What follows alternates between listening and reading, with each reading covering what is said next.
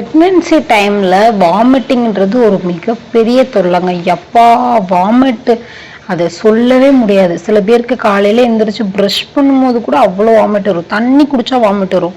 Vomit வரக்கூடாதுன்னு ஒரு tablet கொடுத்துருப்பாங்க. அதை சாப்பிடும்போது அந்த டேப்லெட் கூட வாமிட்டாக வந்துடும். அந்த அளவுக்கு வாமிட்டில் ரொம்ப ரொம்ப சிரமப்படுறீங்க. அந்த அளவுக்கு வாமிட் உங்களுக்கு வருது, அந்த ஃபீலிங்கே உங்களுக்கு வரக்கூடாது அப்படின்னு நீங்கள் நினச்சிங்கன்னா நான் சொல்கிற இந்த டிப்ஸ்லாம் ஃபாலோ பண்ணுங்கள். 100% கண்டிப்பாக ஒர்க் அவுட் ஆகும். இது நான் முன்னாடியே வீடியோக்கு முன்னாடியே நான் சொல்லிடுறேன், நான் டாக்டர் கிடையாது. உங்களுக்கு எதுவும் நான் ப்ரிஸ்கிரைப் பண்ணல, என்னோட எக்ஸ்பீரியன்ஸில் சொல்கிறேன். So depends upon the body types. But mostly எல்லா பாடி டைப்ஸ்க்குமே எல்லா ப்ரெக்னென்சிக்குமே அது யூஸ்ஃபுல்லாக இருக்கும். பிகாஸ் நான் என் ஃப்ரெண்ட்ஸ் கிட்ட ஷேர் பண்ணியிருக்கேன். அவங்க ஒர்க் அவுட் ஆச்சுன்னு சொன்னாங்க. ஸோ அதனால தான் நான் தைரியமாக யூடியூப்பில் அப்லோட் பண்ணுறேன். ஸோ இதை நீங்கள் ட்ரை பண்ணி பாருங்கள். ட்ரை பண்ணி பார்த்துட்டு கண்ட்ரோல் ஆச்சா இல்லையா அப்படின்றத சொல்லுங்கள். ஓகே, ஃபர்ஸ்ட் ஆஃப் ஆல் ஒரு ஃபுட்டை நீங்கள் எடுக்க போகிறீங்க. ஈவன் நீங்கள் ப்ரஷ் பண்ண போகிறீங்க, இப்போ ஒரு ஃபுட் எடுக்க போகிறீங்க, ஒரு குழம்பு சாப்பிட போகிறீங்க, இல்லைன்னா ஃப்ரூட்ஸ் ஏதாவது சாப்பிட போகிறீங்க அப்படின்னா அதை ஃபஸ்ட்டு எடுத்ததுமே டக்குன்னு வாயில் வச்சு சாப்பிடாம ஃபஸ்ட்டு நோஸ் கிட்ட கொண்டுட்டு போய் மைண்டை ஃபஸ்ட்டு ப்ரிப்பேர் பண்ணிக்கோங்க.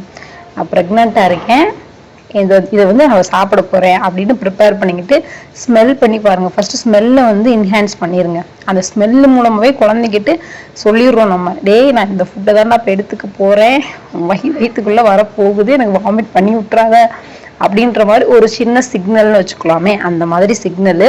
ஸோ அந்த ஃபுட்டை ஃபஸ்ட்டு இன்ஹேல் பண்ணுங்க. நல்லா புக்கு கிட்ட வச்சு நல்லா சுவாசிச்சு இழுத்துக்கோங்க.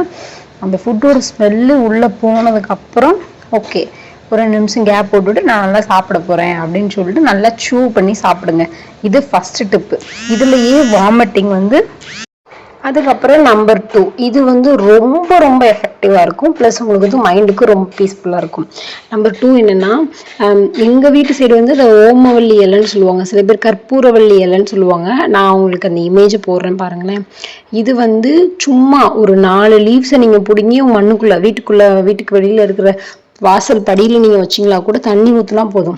அதுவும் 2 நாள் விடுற தண்ணி ஊற்றினா கூட போதும், நல்லா வளர்ந்துடும்.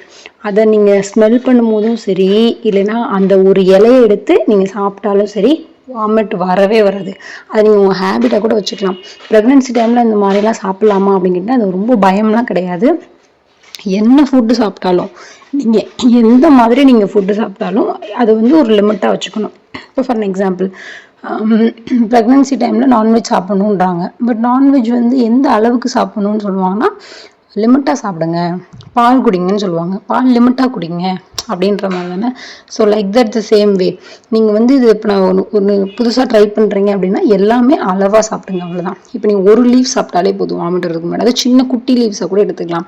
இன்னொரு ப்ளஸ் பாயிண்ட் என்ன அப்படின்னா, அந்த செடி நீங்கள் ப்ரெக்னென்சி வளரும்போது குழந்தை உள்ளே வளருது, நீங்கள் வளர்க்குற செடியும் அங்கே வளருது. அப்படின்போது அந்த செடிக்கிட்ட நீங்கள் பேசலாம், அதுக்கு ரியாக்ட் பண்ணும்.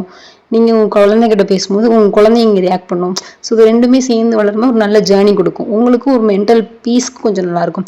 இன்கேஸ் நீங்கள் வெளியில் போகிறீங்க, வேலை பார்க்குறீங்க, இல்லை அம்மா வீட்டில் கொஞ்ச நாள் இருப்பீங்க, ஹஸ்பண்ட் வீட்டில் கொஞ்ச நாள் இருப்பீங்க அப்படின்னா கூட பரவாயில்ல, இங்கே ஒரு செடி அங்கே ஒரு செடின்னு வச்சுக்கோங்க. ரொம்ப ரொம்ப ஈஸி மெயின்டெனன்ஸ். உரம் போடணும் அது எதுவுமே தேவையில்லை. எந்த மண்ணுக்கும் எல்லாத்துக்குமே வளரும். ஸோ இதை நீங்கள் ட்ரை பண்ணி பாருங்கள்.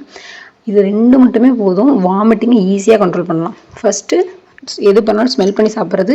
2வது, அதை மீறியும் வாமிட் வருது அப்படின்னா இந்த ஒரு இலையை சாப்பிட்றது. இந்த இலையை கூட சாப்பிட வேணாம், பக்கத்தில் உட்காந்து அந்த இலையை ஸ்மெல் பண்ணாலே போதும், வாமிட்டிங் கண்டிப்பாக கண்ட்ரோல் ஆகும். இது ட்ரை பண்ணி பாருங்கள், 100% ஒர்க் அவுட் ஆகும்.